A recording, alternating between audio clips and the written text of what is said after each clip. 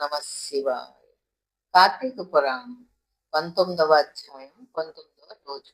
చాతుర్మాస్య వ్రత ప్రభావ నిరూపణ. ఈ విధముగా నైమిసారణ్యమందున్న మహామునులందరూ కలిసి చిదానందుని స్తోత్రం చేసిన పిమ్మట జ్ఞానసిద్ధుడని ఒక మహాయోగి, ఓ దీన బాంధవ, వేదవేద్యుడవని, వేద వ్యాసుడవని, అద్వితీయుడవని, సూర్యచంద్రులై నేత్రములుగా గలవాడువని, సర్వాంతర్యామివని, బ్రహ్మ రుద్ర దేవేంద్రాదులచే సర్వదా పూజింపబడువాడువని, నిత్యుడవని, నిరాకారుడువని, సర్వజనులచే స్తుతింపబడుచున్న ఓ మాధవ, నీకివే మా హృదయపూర్వక నమస్కారములు. సకల ప్రాణకోటికి ఆధారభూతుడవగు ఓ నందనందన, మా స్వాగతము స్వీకరింపము.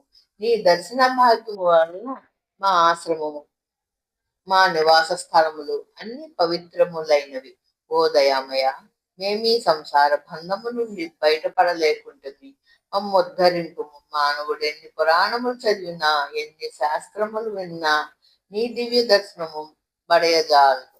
నీ భక్తులకు మాత్రమే నువ్వు భృగ్గోచరుడు అగుదువు.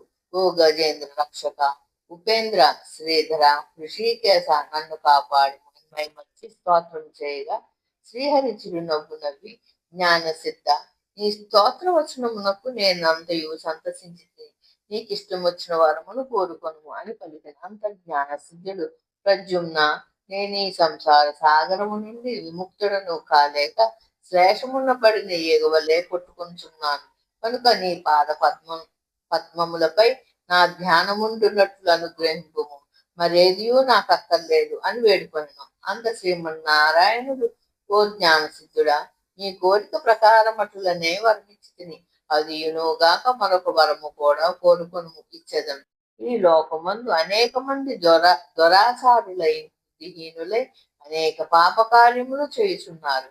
అట్టి వారల పాపములు పోవుటకై ఒక వ్రతమును కల్పించుచున్నాను. ఆ వ్రతమును సర్వజనులు ఆచరించవచ్చును. సావధానుడివై ఆలకింపుము. నేను ఆషాఢ శుద్ధ దశమి రోజున లక్ష్మీదేవి సహితంగా పాల సముద్రమున శేషశయ్యపై పవళింతును. తిరిగి కార్తీక మాసమున శుద్ధ ద్వాదశి వరకు చాతుర్మాస్యం అనే పేరు. ఈ కాలంలో చేయు వ్రతములు నాకు మిక్కిలి ప్రీతికరము. ఈ వ్రతము చేయు వారులకు సకల పాపములు నశించి నా సన్నిధికి వత్తుడు. ఈ చాతుర్మాస్యములందు వ్రతములు చేయని వారు నరక కోపమును బడుగు. ఇతరుల చేత కూడా ఆచరింప చేయవలేను. దీనికి మహత్యమును తెలిసి ఉంటుయు వ్రతము చేయని వారికి బ్రహ్మహత్యాది పాతకములు కలుగు. వ్రతము చేసిన వారికి జన్మ జరా వ్యాధుల వలన కలుగు బాధలు ఉండవు.